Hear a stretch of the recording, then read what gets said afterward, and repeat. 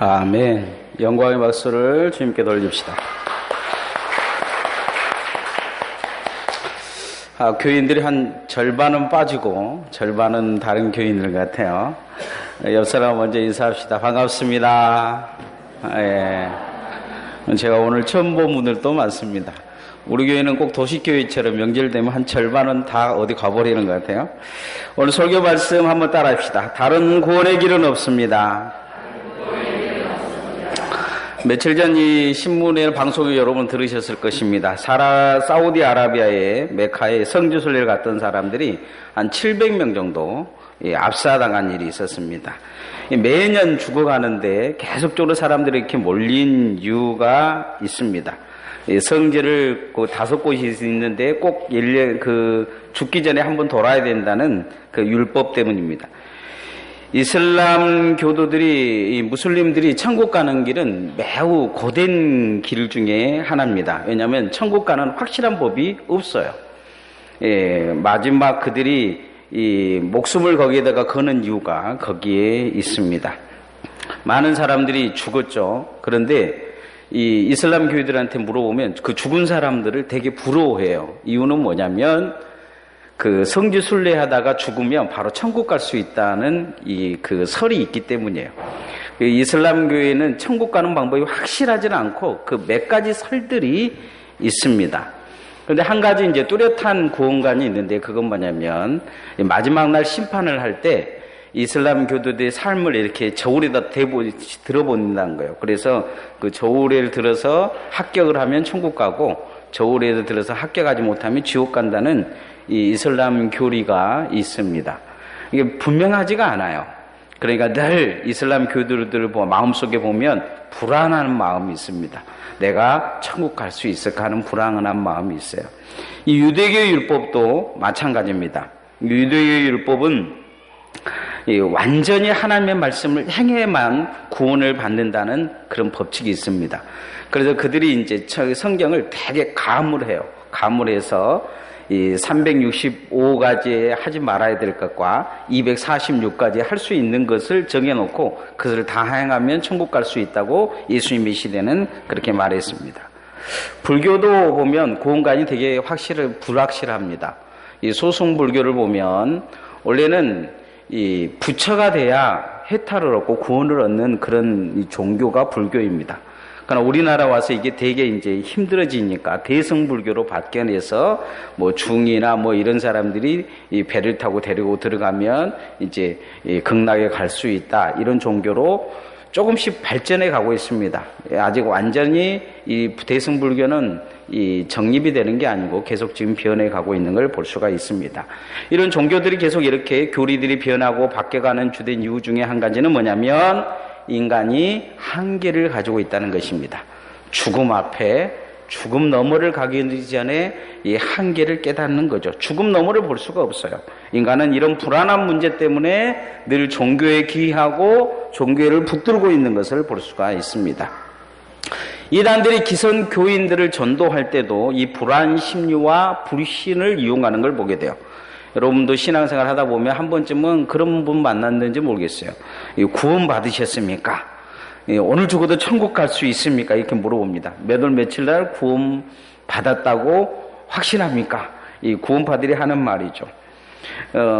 신천지인들이 주로 하는 말이 주여 주여 한다고 다 천국 간 줄 아십니까? 행함이 있어야 믿으면 죽은 믿음이다. 행함이 있어야 된다. 이렇게 이야기합니다. 열매를 맺어야 됩니다. 14만 4천에 들어가야 됩니다. 그렇게 이야기를 합니다. 불안을 조성한 거죠. 왜냐하면 교인들이 그렇게 말 한마디 해놓으면 불안이 떨기 때문이에요. 구원의 확신감이 부족하기 때문입니다.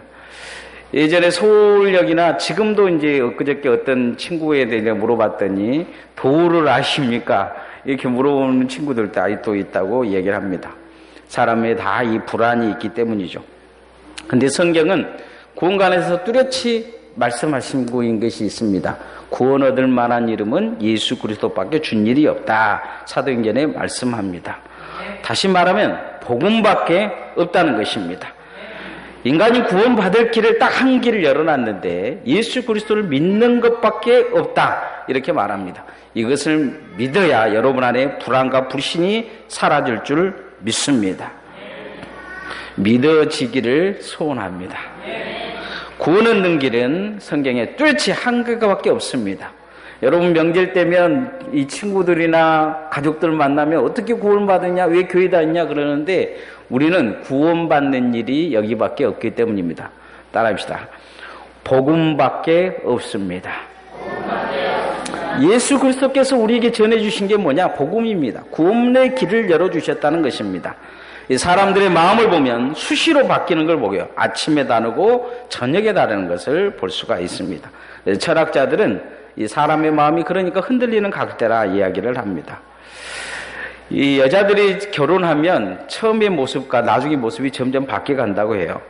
애 하나 낳을 때는요, 남편이 감기에 걸리면 어떻게 해요? 빨리 병원에 가세요.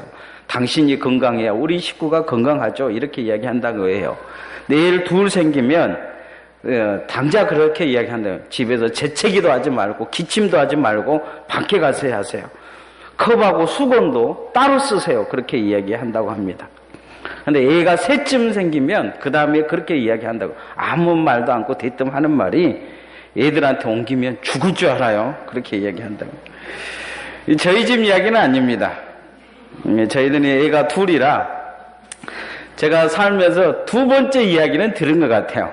감이 걸리니까 수건을 따로 쓰라고 이야기는 하더라고요. 요즘은 이 변하지 않는 것이 없습니다. 이 변하지 않으면 도태해 당한다고 하죠. 뭐 삼성이나 LG 보면 자꾸 변해야 된다, CEO들이 이야기하는 걸 보게 돼요. 예배 형태도 이 시대가 되면 조금씩 변합니다. 교인들의 성향도 변하고 믿음도 조금씩 변해가는 것 같아요.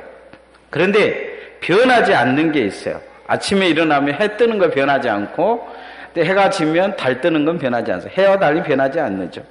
그런 것처럼 한 가지 세상은 다 변해도 변하지 않는 것이 있는데 그건 뭐냐면 구원받는 길은 변하지 않습니다. 복음은 변하지 않는다는 거죠. 예수 그리스도밖에 구원의 길이 없다는 것은 변하지 않습니다. 사람들은 변한다고 할지라도 이 복음의 길은 변하지 않는다는 거죠. 바울은 오늘 그 말씀을 하고 있습니다. 바울은 로마서 9장 서두에서 이 큰 슬픔과 변명이 있다고 이야기해요. 자신의 민족이 구원받는 길을 잃어버렸다는 것이죠. 다른 구원의 방법으로 그들이 구원을 얻으려고 한다는 거예요. 행함으로 구원을 얻을 수 있다고 생각을 한다고 합니다. 오늘 로마서 10장에는 그 이야기에 대해서 반문을 다시 합니다. 하늘로 올라가도 땅으로 내려가도 구원의 길이 없다는 거예요. 구원받는 길은 오늘 전하는 예수 그리스도의 말씀, 복음을 믿는 것밖에 없다. 그렇게 말씀합니다. 바울은 자기 민족이 예수 그리스도를 영접하고 구원받을 수 있다면 자기 자신이 저주를 받아 지옥에 가도 좋다고 고백을 합니다. 그 애타는 심정 속에 한 가지 그들이 받아들이지 않는 게 뭐냐? 예수 그리스도라는 것입니다. 구원은 오늘 우리가 전하는 복음밖에 없습니다. 우리는 이것을 확신 있게 믿어야 될 줄 믿습니다. 자, 10장 8절 말씀 한번 같이 읽어봅시다. 시작. 그러면 무엇을 말하느냐? 말씀이 내게 가까워 내 입에 있으면 내 마음에 있다 하였으니 곧 우리가 전파하는 믿음의 말씀이니라. 우리가 무엇을 말해야 되냐는 거죠. 우리 입에 있고 우리 마음에 있는 곧 믿음의 말씀, 이 말씀을 전파해야 된다는 것입니다. 구원받을 수 있는 것은 예수 그리스도밖에 없음을 이 땅에 전파하는 은혜가 있기를 소원합니다.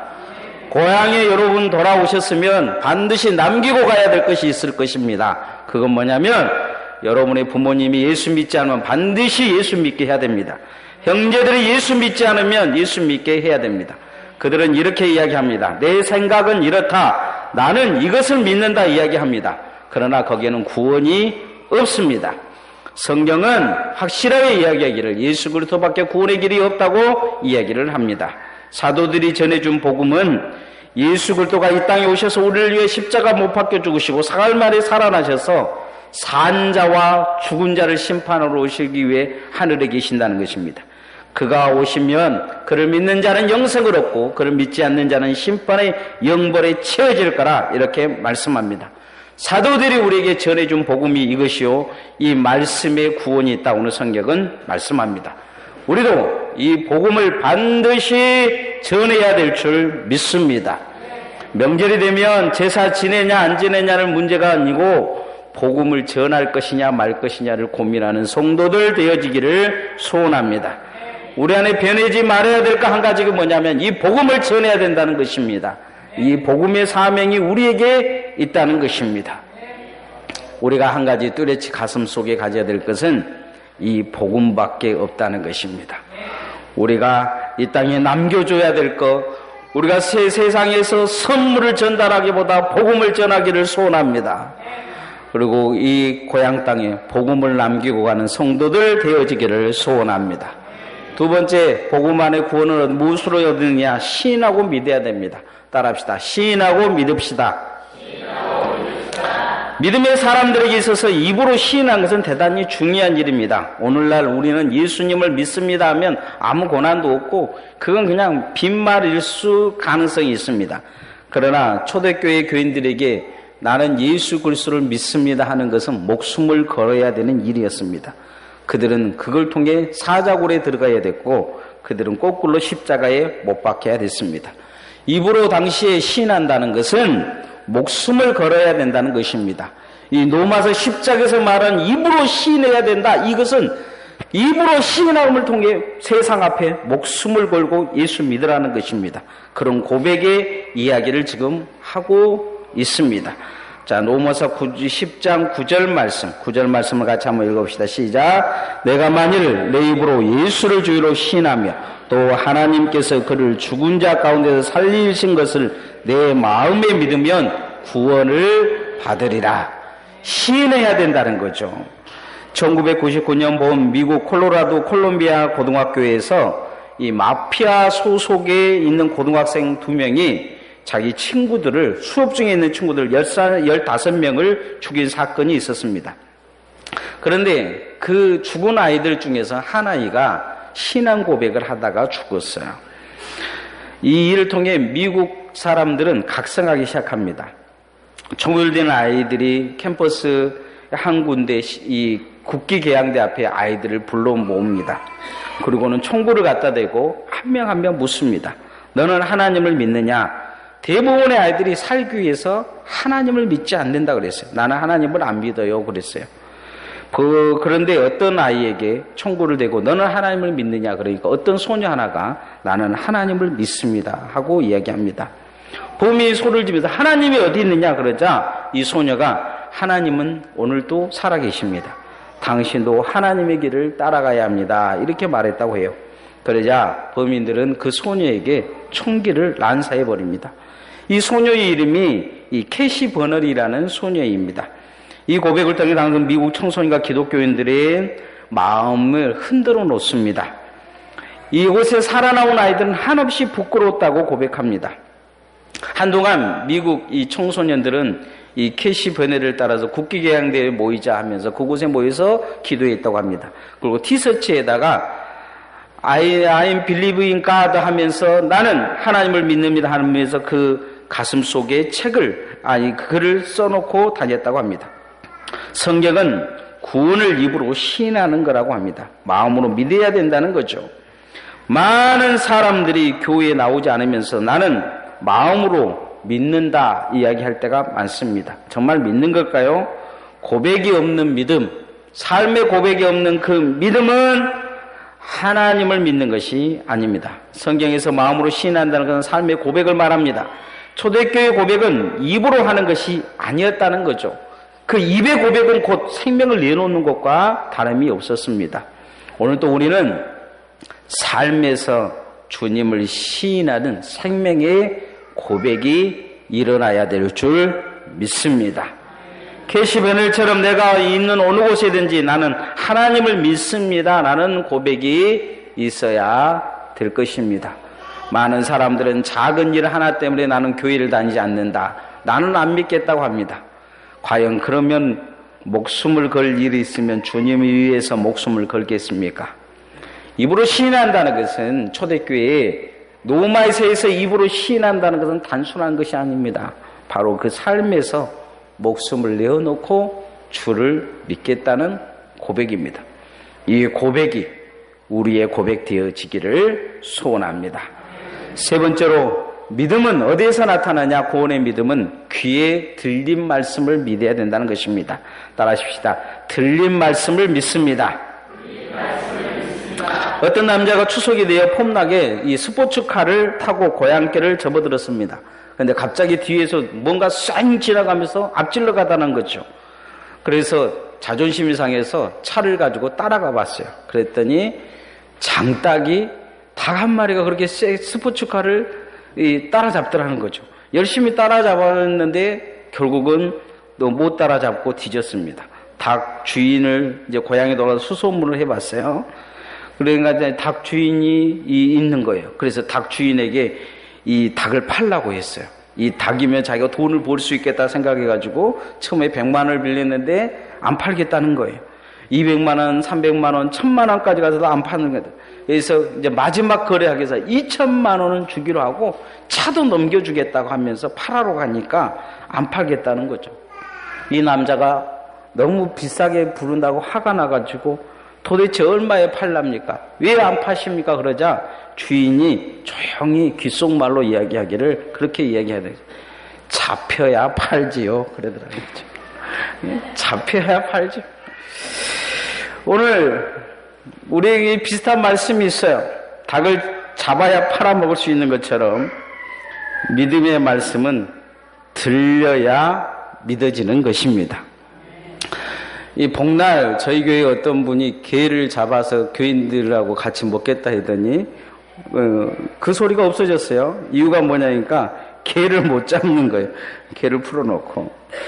우리도 신앙이 들려야 믿어지는 거야. 들려야. 외국어 공부를 하다 보면 처음에는 잘 안 들려요. 자기가 방금 읽고 읽고 외운 예도 외국인 말을 들으면 전혀 알아들을 수가 없어요. 그런데 계속 공부하다 보면 어느 날 갑자기 들리기 시작해요. 제가 중국어를 공부하다 보니까 어느 날 갑자기 들려요. 요즘 와가지고요, 제가 이렇게 외국인들 이야기한다든지 외국 방송이나 영화에 영어를 들으면 갑자기 영어가 막 잘 들려요, 요즘은. 제가 그 생각을 해요. 20대 때 내가 영어가 들렸으면 신기하게 들리는 것이죠. 들리면 갑자기 들리기 시작하면 이 통한다는 느낌이 드는 것이죠. 신앙도 마찬가지예요. 말씀이 들려야 통하게 돼 있어요. 자, 17절 말씀을 한번 같이 읽어보십시다. 시작. 그러므로 믿음은 들음에서 나며 들음은 그리스도의 말씀으로 말미암았느니라. 말씀이 들려야 믿음이 생긴다는 것입니다. 전에 저하고 사역을 같이 했던 목사님 중에서, 부목사님 중에서 이 거시기 하면 알아듣는 목사님이 계셨어요. 전화번호도 제가 거시기 하면 전화번호 가르쳐달라고 제가 옆에서 쭉 가르쳐줘요. 신방을 하다가 그 자식들 이름을 잘 몰라가지고 거시기 하면 자식들 이름도 줄줄줄 가르쳐줘요. 예, 꼭 머시기 같은 분이셨어요. 예. 그런데 오늘 이제 저하고 같이 한솥밥 먹으신 어떤 분은 거시기 하면 못 알아들어요. 꼭 똑바로 말하라고 해요. 어쩔 때는 알고 있으면서도 거시기 하면 꼭 다시 물어요. 그것이 무엇이냐고. 꼭 무엇이기 같아요.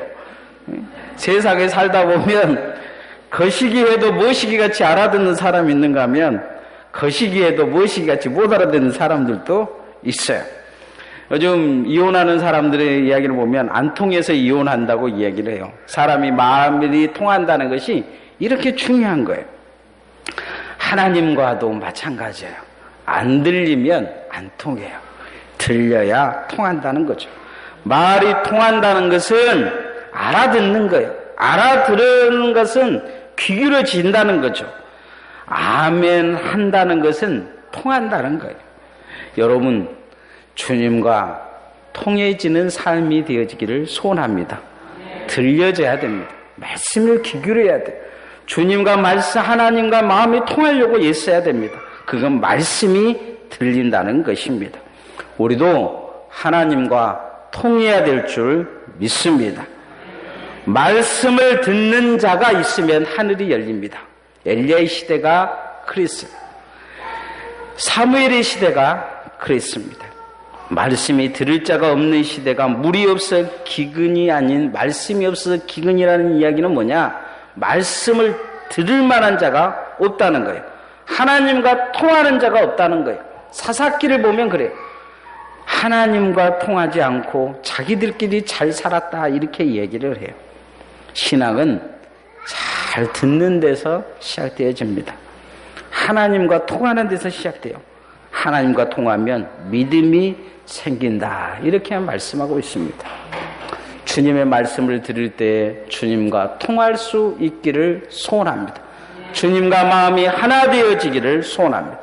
그렇게 통한 자가 구원의 믿음이 생긴다는 거예요.